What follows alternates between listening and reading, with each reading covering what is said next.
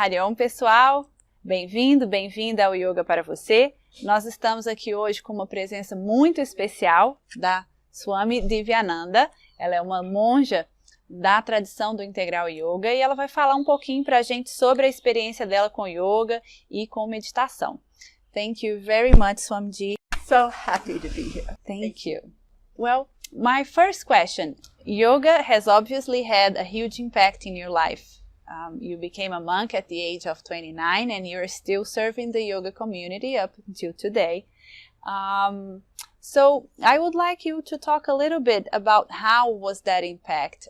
How did yoga got into your life and what happened with it? And what is still happening with it? Yes. Thank you. That's a wonderful question.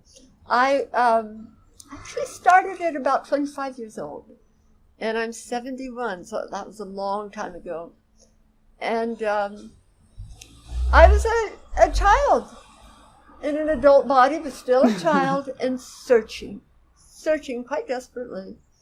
I'm of the generation of hippies, and we were all searching. And yoga was what captured me. It was, from my first class, like a light turned on in a room that had been dark. And I never turned back after that. It's so wholesome. The principles are very simple. And it was a homecoming for me. Somehow I think my soul had longed for this path. Meeting the guru was a surprise. I had no interest in ever having a guru. And when my friend said, please come meet our guru, I said, no, I'm busy. And that was very transformative. He was sort of the living proof that yoga takes a person to a place far beyond our normal consciousness. And I'm still marveling. Still very much a normal consciousness, but marveling and absolutely thrilled to be on this path. Beautiful. Since you chose the path of yoga, you had the chance of working in different settings, in different cities in the US and some outside, right? Mm-hmm. But you also had the amazing chance of working and spending 11 years in India, right? Yes. At the Integral Yoga Institute in Coimbatore. Mm-hmm. How would you say that this experience of living in India changed your relationship with yoga? It deepened it, but it's very hard to explain. I can say it this way: the culture is so vastly different from ours, that I think we unconsciously create parameters for ourselves based on our cultural understandings. Mm-hmm. And in India, the parameters are very, very different. I like to put it this way. This is the best and the worst of America. But we've got the best and the worst of India. It's a much, much wider parameter. Mm-hmm. And so the expressions of yoga were really very different. And I saw behaviors I'd never seen in America. Mm-hmm. I could think of a couple examples. There were kirtans that were going for 48 hours. Wow. I know. It's astonishing. But there would be a group that would gather and they would take turns. But they would stay in that energy 48 hours, maybe longer. There was a home of one of my friends. They had done a daily puja for 70 years. They didn't, I think they had a hired priest who came, and probably his grandson did the same service. Mm-hmm. But the role of the Lord and the divine in the life of an average Indian is very, very central. Mm-hmm. Very central. And also the expressions, just in relationship, in service, in work, in schooling, there's a thousand differences, but they're a little hard to explain.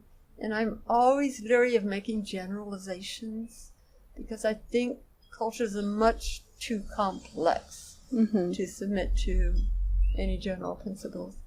But I saw the Indian capacity for sharing, for intimacy, which was often astonishing.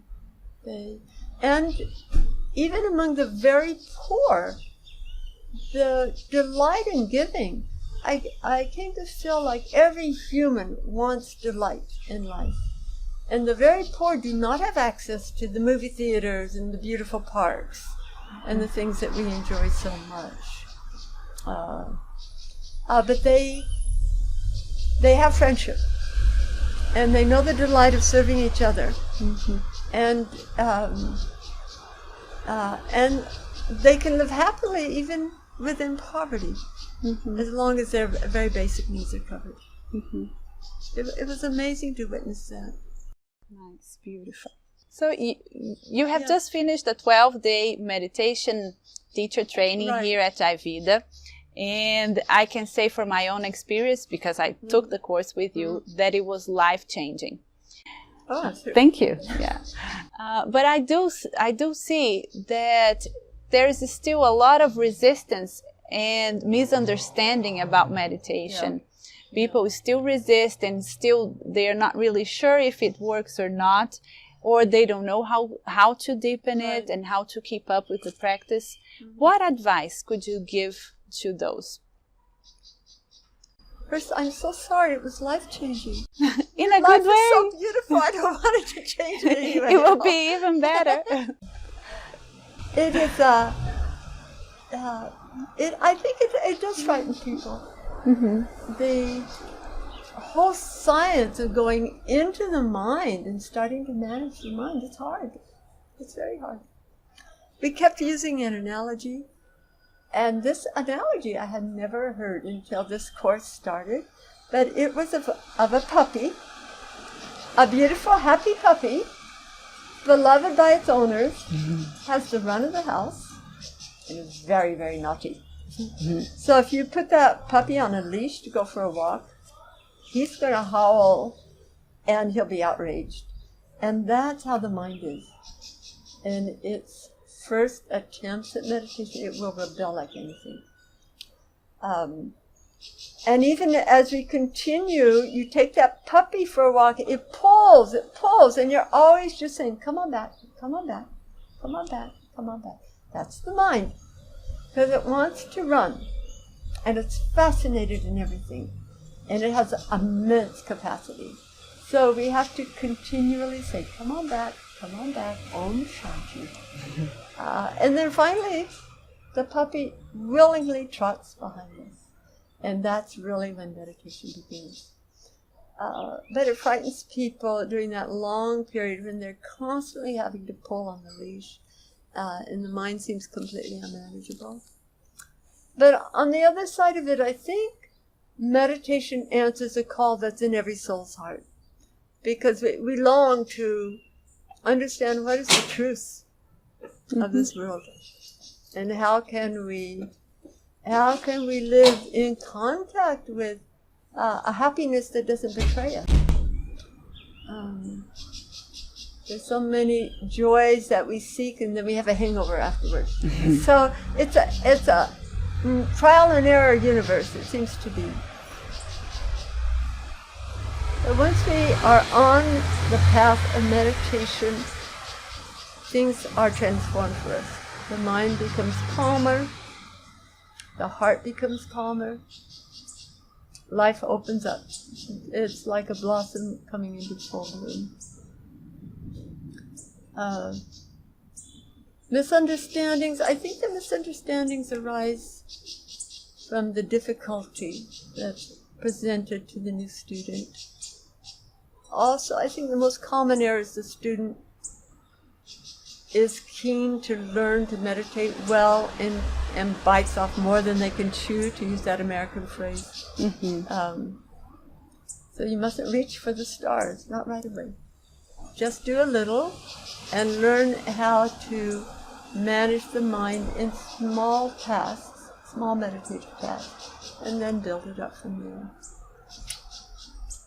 I'm thrilled that you liked the course. I did. I loved it.